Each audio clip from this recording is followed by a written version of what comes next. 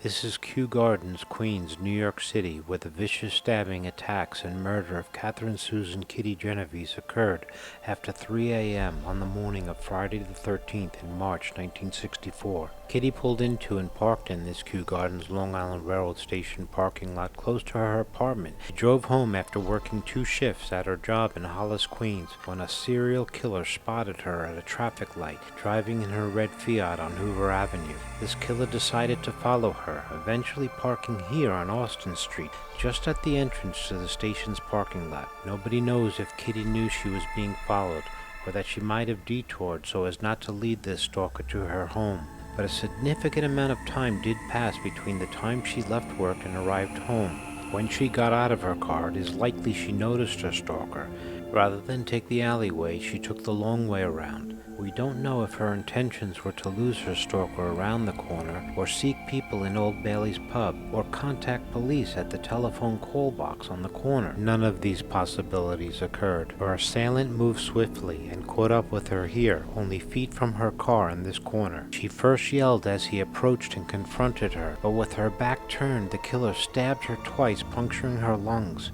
It was then Kitty gave her blood-curdling screams that she'd been stabbed. Kitty fell to her knees as her predator watched. In the dead of winter, with windows closed and all asleep, dozens of residents heard her screams. One actually saw the assailant after the attack, watching over Kitty helpless, and yelled at her attacker, who then fled. Kitty, so weakened by her wounds, managed to rise and walk back toward the parking lot and toward her home in the alleyway. Another witness saw her slowly making her way around. This witness also saw this killer return. He went to where he left her, but she was gone. Now looking for her, he went into the parking lot and then into the train station waiting room. There he waited only minutes and probably heard Kitty's cries. The witness said she saw the killer come out of the waiting room and head to the alley, where she lost view of him. Kitty's killer found her lying in the vestibule of a neighbor's apartment in a pool of her own blood. A resident at the top of the stairs opened his door, saw Kitty and her attacker down the stairs, and then shut it.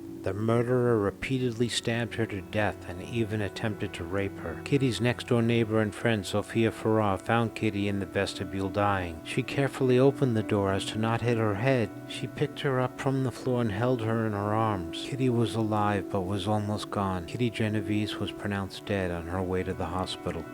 The police reported there were 38 witnesses to the attack. They also reported they saw the attack. This is not true. Only a couple of residents actually saw something. The rest only heard. Many assumed it was just another nightly disturbance outside Old Bailey's. The police also assumed from the numerous calls to the precinct that it was a pub disturbance. The New York Times ran a front-page headline, 37 who saw murder didn't call police. The story took a life of its own. The editor said that this murder positively affected an apathetic world. I hope the death of Kitty Genovese remains to live, not because of a cowardly public or an ambitious editor, but as a testament that the truth eventually be told.